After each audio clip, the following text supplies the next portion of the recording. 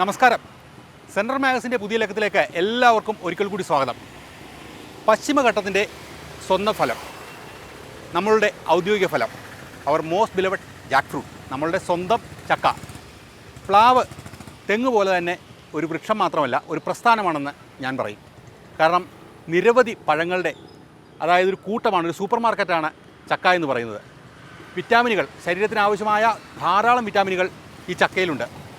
പക്ഷേ പാവം ചക്ക, നമുക്ക് ചക്കയെ വേണ്ടത്ര വിലയില്ല. പക്ഷേ ചക്ക ഒരു കാരണവശാലും ഭയക്കേണ്ട, ഞങ്ങൾ ചക്ക ഫാൻസും സെൻട്രൽ മാഗസിനും ഒപ്പമുണ്ട്. നമുക്ക് കാണാം ചക്ക മഹാത്മ്യം.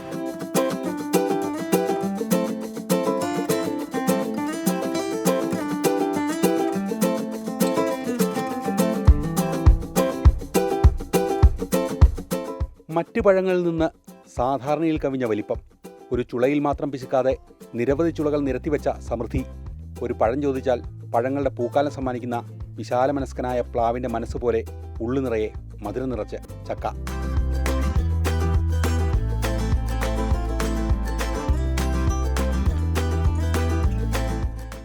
രണ്ടായിരത്തി അന്നത്തെ കൃഷിമന്ത്രി VS സുനിൽകുമാർ ചക്ക കേരളത്തിൻ്റെ ഔദ്യോഗിക ഫലമാണെന്ന പ്രഖ്യാപനം നടത്തി. കോവിഡ് കാലത്ത് ചക്ക അടുക്കളകൾ പിടിച്ചടക്കി ചക്ക സാമ്രാജ്യം വിപുലീകരിച്ചു. മറുനാടൻ മലയാളികൾ ചക്കയുടെ അവദാനങ്ങൾ വാഴ്ത്തിപ്പാടി. തുടുത്തുപഴുത്ത ചുളകളെയോർത്ത് നൊസ്റ്റു നെടുവീർപ്പ് പോസ്റ്റുകളിട്ടു. എന്നിരുന്നാലും ഇനിയും ചക്കയ്ക്ക് വേണ്ടത്ര അംഗീകാരം ലഭിച്ചിട്ടില്ല. കണക്കുകൾ പറയുന്ന കേൾക്കുക. 30 കോടി മുതൽ 60 കോടി വരെ ചക്ക കേരളത്തിൽ ഉൽപ്പാദിപ്പിക്കുന്നുണ്ടെന്നാണ് കണക്ക്. വാണിജ്യപരമായി ചക്കയെ ഉപയോഗപ്പെടുത്തിയാൽ 30,000 കോടി രൂപയുടെ വരുമാനമുണ്ടാക്കാൻ കഴിയുമെന്നാണ് കണക്കുകൂട്ടൽ.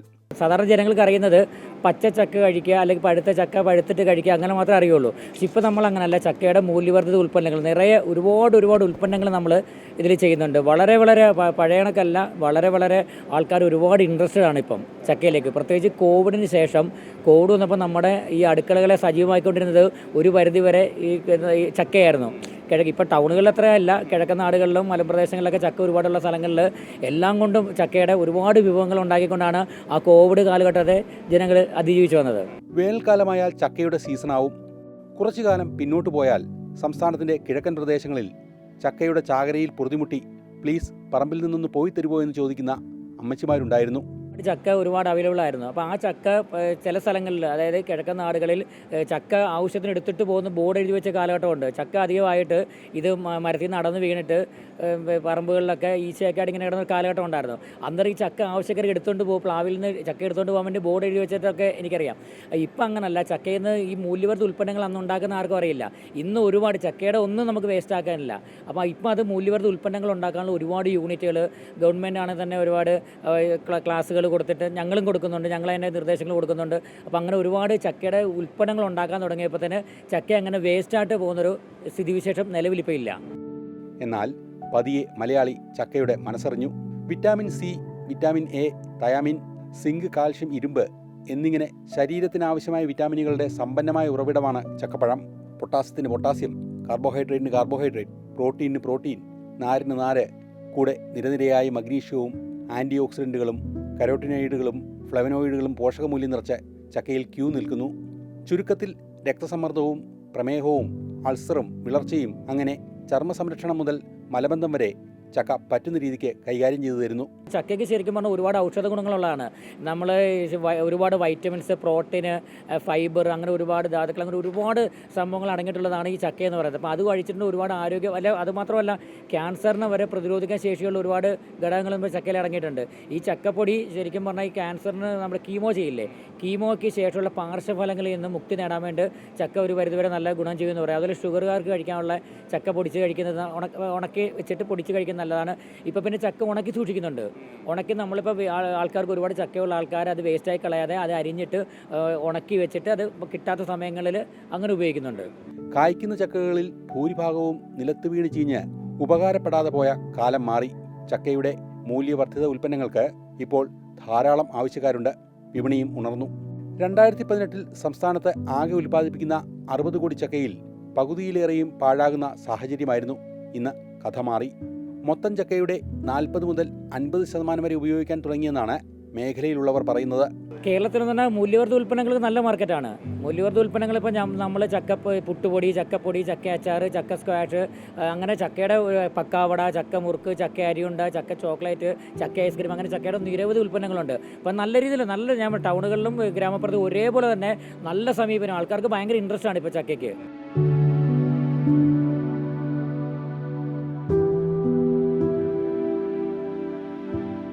കോവിഡ് കഴിഞ്ഞപ്പോൾ ഉള്ള ഒരു സംഭവമാണല്ലേ ഈ ചക്ക വെച്ച് ഒരുപാട് സാധനങ്ങൾ ഉണ്ടാക്കുന്നത്. നല്ലതാണ്, നമ്മുടെ ഒരു നാട്ടിലെ സംഭവം.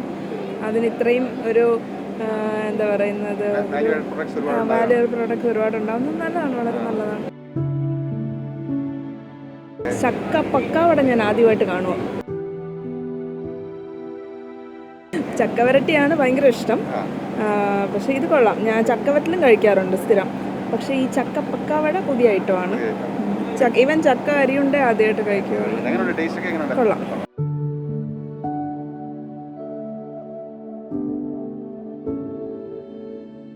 പായസം കൊള്ളാം, ഡിഫറെൻ്റ് ആയിട്ടുള്ള പായസം. സോ ഗുഡ്, നല്ലൊരു റിച്ച് ഫ്ലേവർ വരുന്നുണ്ട് ചക്കയുടെ. നൈസ്, എനിക്ക് ഇഷ്ടപ്പെട്ടു.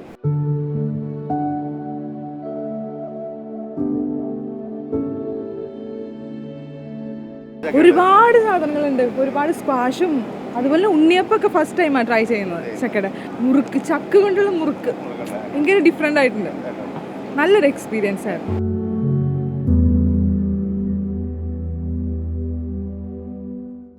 ഇനി നമുക്ക് പ്രത്യേകതയുള്ള ഒരു ചക്കത്തോട്ടം വരെ പോകാം.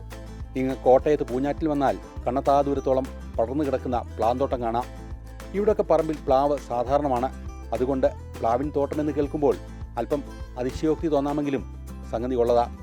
മുറ്റത്തും പറമ്പിലും വീണ് കിടന്നുപോയ കാലത്ത് നിന്ന് കൂട്ടത്തോടെ വണ്ടി കയറി പോകുന്ന പവറിലേക്ക് ചക്ക എത്തിയതോടെയാണ് പൂഞ്ഞാർ പാതാമ്പുഴ കോഴിമറ്റത്തിൽ KS ഉണ്ണികൃഷ്ണൻ്റെ ചക്കകൃഷി എന്ന ആശയത്തിന് ഫസ്റ്റ് ഗിയർ വീണു. ഇപ്പോൾ നമ്മൾ തുടങ്ങിയിട്ടൊരു 3 വർഷം കഴിഞ്ഞു. ഇനി ഇപ്പോൾ ഇത് 4ാം വർഷത്തിലേക്കാണ് വരുന്നത്.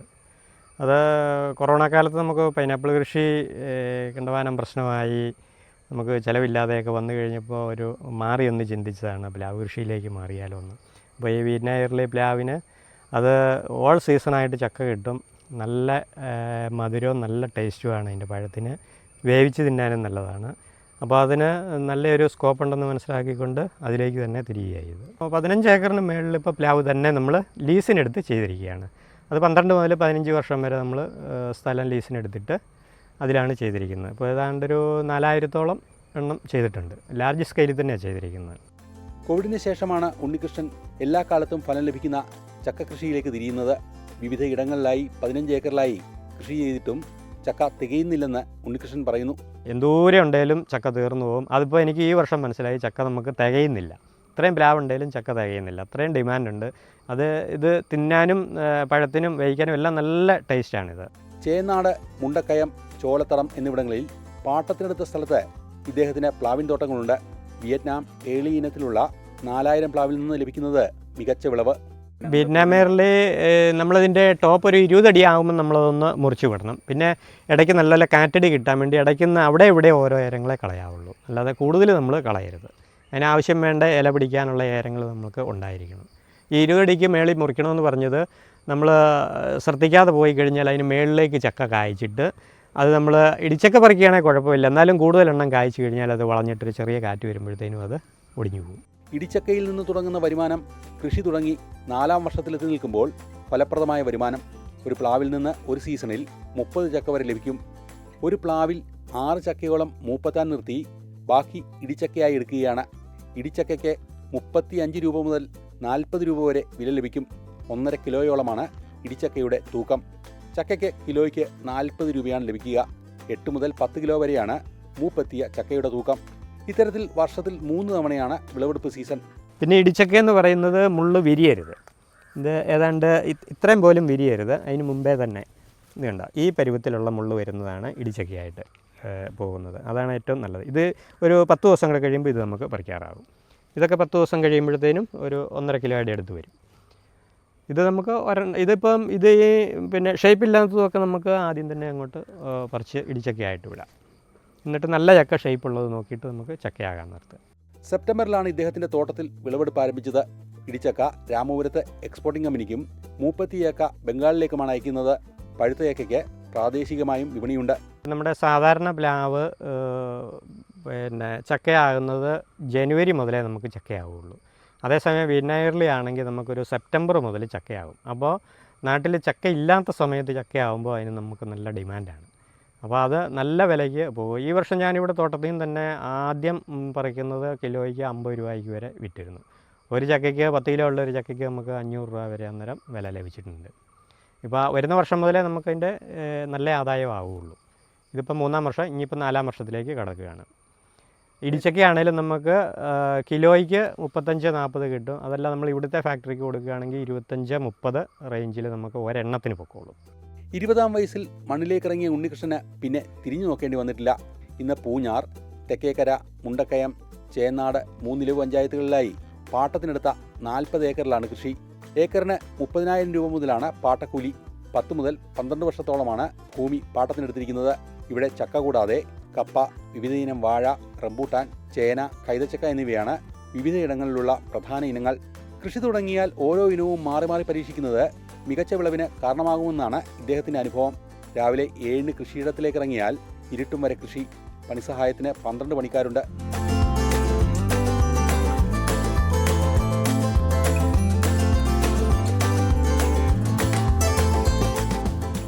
ഇനി നമുക്ക് തോട്ടത്തിൽ നിന്ന് ചക്ക വിപണിയിലേക്ക് തിരിച്ചു വരാം.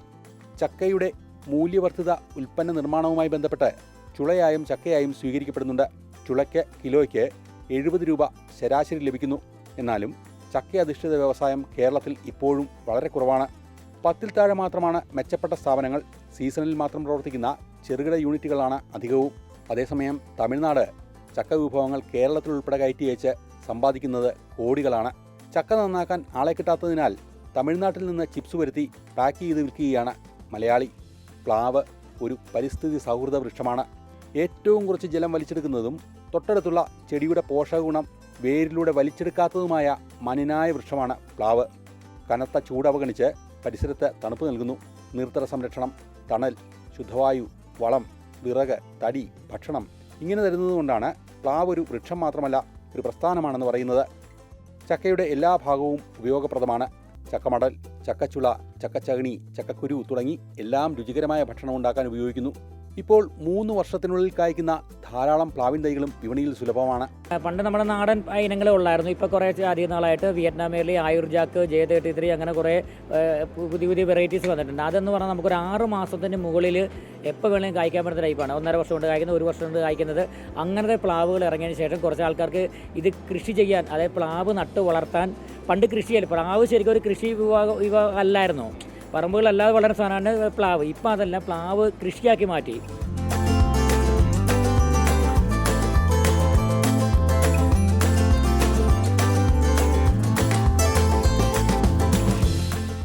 വിയറ്റ്നാമിൽ ഇത് വന്നിട്ടൊരു 8-9 വർഷത്തിൽ കൂടുതലായിട്ടില്ല. അപ്പോൾ ഇത് ശരിക്കും പറഞ്ഞാൽ ഈൽഡ് കൂടുതൽ കിട്ടുന്നതുകൊണ്ട് ഇതിന് ആയുസ് കുറവാകാനാണ് സാധ്യത. പിന്നെ ഇതുപോലെ കണ്ടമാനം ഫംഗിസൈഡ് കേട് വരുമ്പോൾ നമ്മൾ അതനുസരിച്ചിട്ടുള്ള കെമിക്കൽ തുരിശീലായനിയൊക്കെ നമ്മൾ അടിച്ചു കൊടുത്തില്ലെങ്കിൽ പ്ലാവ് പെട്ടെന്ന് കേടായി പോകും. പിന്നെ ഇതിൻ്റെ തടി എന്ന് പറഞ്ഞു കഴിഞ്ഞാൽ തടി വളരാനുള്ള ആ ഒരു സാഹചര്യം ഉണ്ടാകുന്നില്ല. കൂടി വന്നാൽ ഒരു 20 ഇഞ്ച് വരെയൊക്കെ ഒരു 10 കൊല്ലം ആകുമ്പോഴത്തേക്കും ഇത് വണ്ണം വെക്കുകയുള്ളൂ. കേരളത്തിൽ ഏകദേശം 2,80,000 പ്ലാവുകളുണ്ടെന്നാണ് കണക്കാക്കപ്പെടുന്നത്. ഇത് 90,000 ഹെക്ടർ പ്രദേശങ്ങളിലായി നിൽക്കുന്നു. ചക്ക ഉപയോഗം കൂടിയെന്ന് പറയുമ്പോഴും ഉൽപ്പാദിപ്പിക്കുന്നതിൻ്റെ പകുതിയോളം പോലും എത്തിയിട്ടില്ല ഉപഭോഗം. ഇനിയും പ്ലാവിനെയും ചക്കയെയും തിരിച്ചറിയാത്തവരുണ്ടെങ്കിൽ അവർ തെറ്റുതിരുത്തി എത്രയും വേഗം ചക്കയുടെ ലോകത്തേക്ക് വരണമെന്നാണ് സെൻട്രൽ മാഗസിന് പറയാനുള്ളത്. മേൽപ്പറഞ്ഞതുകൂടാതെ ജീവിത വീക്ഷണമുള്ള നിരവധി പഴഞ്ചൊല്ലുകളും പ്ലാവ് നമുക്ക് തന്നു. വേണമെങ്കിൽ ചക്ക വേരിലും കായ്ക്കും. അഴകുള്ള ചക്കയിൽ ചുളയില്ല. ഒരു ചക്ക വീണ് മുയിലെത്തെന്ന് കരുതി ഗൃഹിണി പിടിച്ചവർക്ക് ചക്കക്കൂട്ടാൻ കിട്ടിയതുപോലെ അങ്ങനെ ചക്കയും പ്ലാവും കൈവെക്കാത്ത മേഖലയില്ല. പരിഷ്കാരിയായ സ്പൂൺ വരുന്നതിന് മുമ്പേ അവന് വഴി കാണിക്കാൻ മുന്നേ നടന്നതും പ്ലാവിലയാണ്. പ്ലാവിലയിൽ കഞ്ഞി കോരിത്തന്നും ആടിന് തീറ്റയായി പ്ലാവിൽ നൽകിയും മര ഉരുപ്പിടികൾ പ്ലാവിൽ തീർത്തും പ്ലാവെന്ന മഹാപ്രസ്ഥാനം നൂറ്റാണ്ടുകളായി മലയാളിക്ക് ഒപ്പം നിൽക്കുന്നു.